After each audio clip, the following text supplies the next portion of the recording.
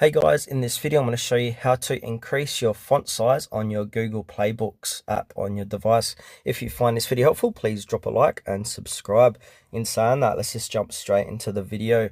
Okay, so I'm going to open up my Playbook, and as you can see, my font size is currently set to this. So in order to increase your font size in your Playbook or Playbooks, we need to head back, click into your settings app on your mobile device. From here, you need to scroll down and click into display.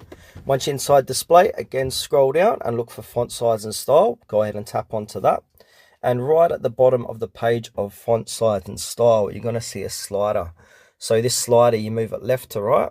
So if you move it to the right, it's going to make it larger. Move it to the left, it's going to make it smaller. So I'm going to keep my slider pretty much near all the way to the right.